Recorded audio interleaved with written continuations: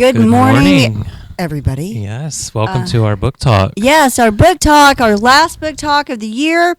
After a fun night of partying with these SSYRA challenge winners. They did an amazing job this year. We really appreciate it. I am Mrs. Dillon, the host, and my co-host today is Mr. Schubert. Thank you for joining us. And then we have all of our kids over there.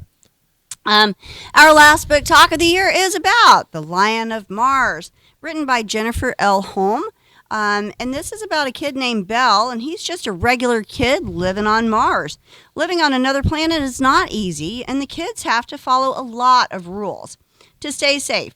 They always carry a glow stick in their pocket. They're not allowed to go outside alone, and they cannot have any contact with any other kids from the other settlements. Why? Well, when the grown-ups start getting sick with the virus, it's up to Belle and the other kids to find out the truth in order to save their colony. So I'm going to go ahead and start.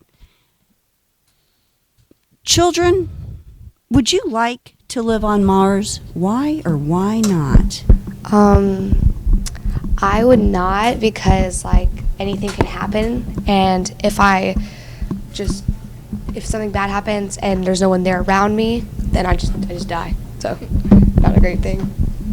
I would, because there's probably a lot of cool stuff up there, and we don't really know about it, and I could be the first person up there to see the stuff.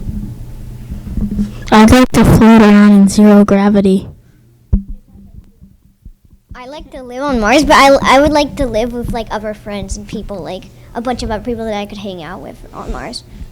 I personally would not want to live on Mars. I'd probably pick another planet, but I guess it depends on what kind of person you are. If you're more of the daredevil, or if you're the kind of person who doesn't want to take risks. I wouldn't do it, because if I die there, I would probably die alone. I wouldn't do it because I would want to do because I would want grass and trees, and they don't have that on Mars. No, you can't. People think there's water I wouldn't live on Mars because of the lack of oxygen and that it's very dangerous. And if I do go out, I might trip and fall and float into space and then be there forever until I die. Sure, why not? Might as well live on Mars. I would not like to live on Mars because there are a lot of things that could go wrong, and I'm not that responsible. I'd probably live on Mars, but I have to have people with me. Yeah, so some of us would want to only if we had other people with us. That seemed to be a theme. In the book, one thing I found really interesting was some of the science that they went into about how they kind of became as self-sufficient as possible because they were so far from Earth and getting supply ships.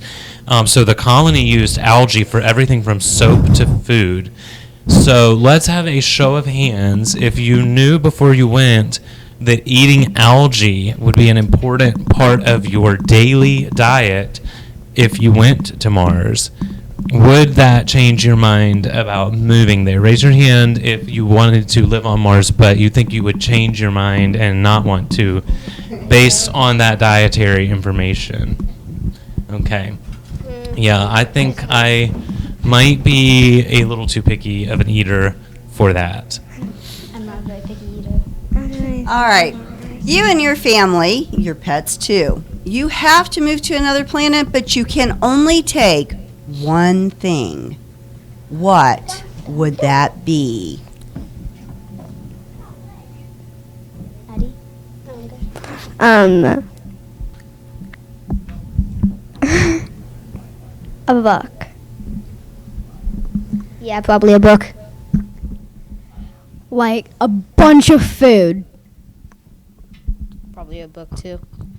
I'd take a spaceship so I could sneak away back. I would probably take a whole supermarket.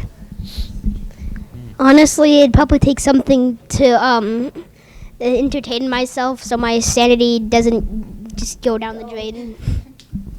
I'd bring a bookcase full of books. I'd bring a Kindle so I can get different books. I would bring my house. I'd bring my family.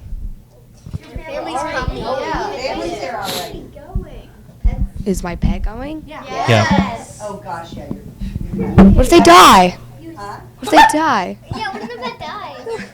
Bring a pet store. Yeah, well, I'll bring a pet store. Bring the whole pet store. Yeah, I mean, that'd be fun.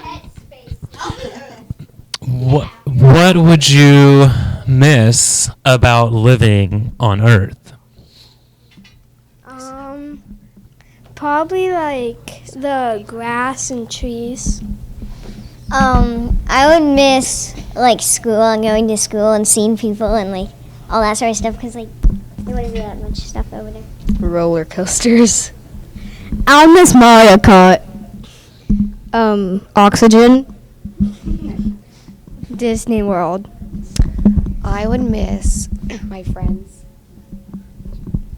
I would miss being able to breathe without a spacesuit on. I would miss all my books. I'd miss electronics and the plant life.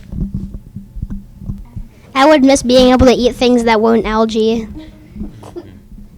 I know I would miss Publix. All right. So one of the rules was that the children were not allowed to use the rover. When the kids did decide to take one, what happened? I'm going to have one person answer that question. And then how did that change the relationship between the adults and the students? Okay. Who wants to answer what happened? Go ahead. They fell in a hole and the main guy broke his leg. Yeah, Belle got hurt. Okay. Abigail, go ahead. You can add to it. Yeah, pass it down to Abigail.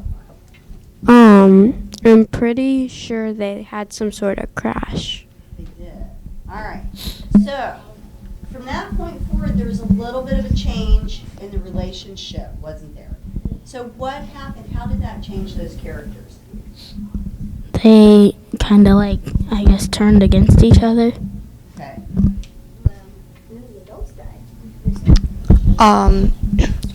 The adults were more always watching them.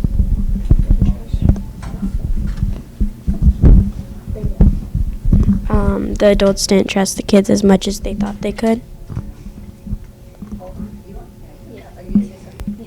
They were more stern. Anybody else? Ready? There was more pain than usual. Yeah, Belle certainly was. Yeah. Okay. Anybody else? Okay. All right. So after that happened with the crash and the kind of relationship change between the adults and the children, and it seemed like it was a stricter atmosphere with the rules, but then the adults suddenly became ill with a virus that the children were immune to. So all of the adults were sick, but the kids still had their energy. And so Belle and the other kids had to work together to get help. But in order to get help, they had to break some of the rules again. And the adults, if you haven't read the book, the adults were very sick.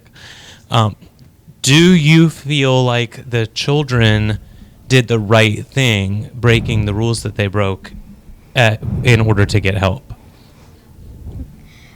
I think they did. I think they broke the rules when they shouldn't have. But then again, it kind of was a good thing because then the adults got better because of it. They should have broken the rules because if they didn't, they just wouldn't survive without the adults, and they would just enforce the rules after the adults were all better. I think they should break the rules because the adults were too sick to like really care. I think some rules are worth breaking if it helps certain things. I'd say that they did the right thing and rules are meant to be broken. I'm not going to go on a long monologue saying that. Yeah, what she said. Okay. Rules are meant to be broken. So it was kind of it was definitely an emergency situation, right? So that was why it was okay probably to break the rules in that situation to solve the emergency. But it sounds like some of you feel like some of the rules were unfair, even in a non-emergency situation.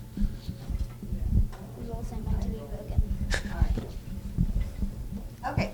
So finally, was there a change from the beginning of how the colony, and don't give the ending away, but was there a change in how the relationships were at the beginning of the story to the end of the story? Yes, definitely. Yeah. Yeah, they were more happy. Definitely. They were happier, and they definitely got along better. The grown-ups and the kids, they definitely got along better. A lot better. I think they grew to trust each other and believe in each other more. They learned how to play ping pong. They socialized more between the colonies. All right, anybody else? All right. Addie? You want to say that? Anybody? They had more fun. Like, Good. All right. Well, thank you. Is there anything else you guys wanted to add about the book? Did you like the book? If you did, give me a thumbs up. Yeah. Good. So the new SSYRA list is out for next year. We will get that posted. Actually, I think we'll get it on the website. And I would like to thank Miss Abigail Parker for helping me write these questions this week. I really appreciate her help. We had a really great time last night. Congratulations again to everybody who read those books. And y'all have an amazing, amazing weekend. Yes, and the next time that you happen to be walking through the media center, take a look at the windows and the walls, because these students who read all 15 of the SSYRA books this year, they got to take home last night one of the posters with the SSYRA books on them. And so we had to replace those posters with the new SSYRA books. And the covers, I mean, we don't always want to judge the book by the cover, but those covers do look very interesting. So I've already heard a lot of comments about next year's SSYRA book list. So you can kind of see a little preview looking at those new posters. And Mr. Schubert does an amazing job with that. We were cranking those bad boys out last night. Well, thanks again, everybody. We are going to sign off for this school year for the Standing Up Kids Book Talk. Have a wonderful, wonderful Friday, and we'll see you next year.